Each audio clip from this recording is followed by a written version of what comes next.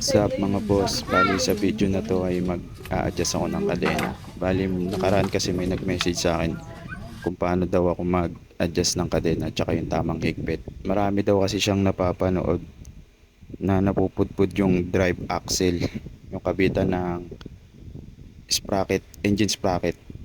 Bali itong clip na to nakuha ko lang to sa YouTube ni Boss Win Motovlog. Sabi din doon pala sa video niya, universal daw yung engine sprocket na kinabit ng owner. Siguro isa rin yun sa dahilan kung ba't nasira yung drive axle niya kasi baka maluwag yung nabili niyang sprocket para doon sa drive axle niya. Kaya kung bibili kayo ng pyesa, mas maganda kung bibili nyo talaga yung para talaga doon sa motor nyo para iwas yung mga gantong sira.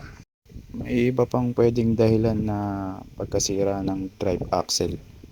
Yung driving habit, kung mahilig kang yung bitaw ng clutch ng biglaan, syempre may slack tong kadena natin ngayon. Pag biglaan yung niya, palo niya ganun, mapupudpud yan pag palaging ganun. Pangalawa, kung maluwag yung sprocket dito sa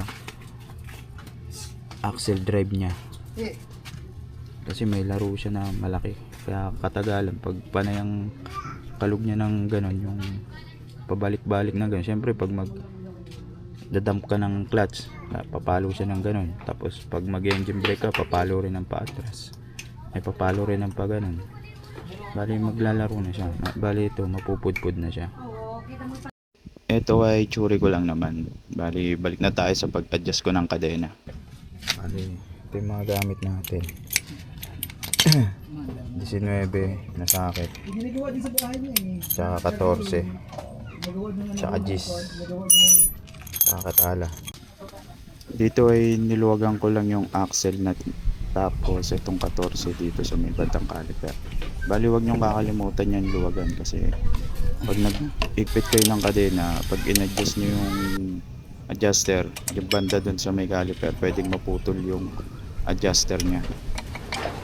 Bali ganito ko pala kunin yung slack nung chain ko, kadena, yung tamang slack. Bali from dito sa baba mamarkahan ko siya, tapos yung pinakasagad niya sa taas, pag inangat mo siya markahan mo din. Tapos yung distance nung ito, mga nasa 1.5 inches. Dati ginagawa ko 2 inches kaya lang sobrang luwag, kaya sabi ko ito na lang, ganito na lang, 1.5 inches. Bali ito siya, tapos ito tinatansya ko na lang. Kaya ganun nyo lang para makuha nyo yung tamang slack ng chain nyo. Pag nakuha nyo na yung tamang slack ng chain nyo, bali may mga guhit yan dyan, bali gagayahin ko lang yan dun sa kabilang side.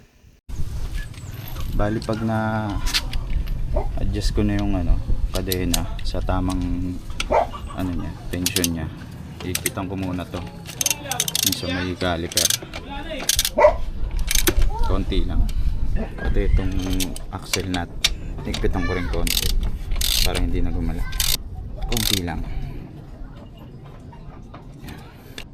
Tapos check yung kadena kung diretso yung takbo nya. Ayan, para sa akin diretso na yun. Bali pagtapos nyan, higpit na lahat. Ito todo na.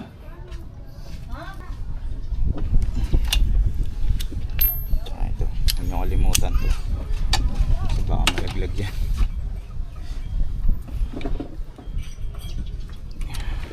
Ito rin, ito nyo lang, higpitan nyo rin to kasi pag nalaglag yan, baka malaglag din yung takip nya sa swing arm. Kabilaan yan. Ganito na lang mga boss, bugis na ako ng motor, umaraw na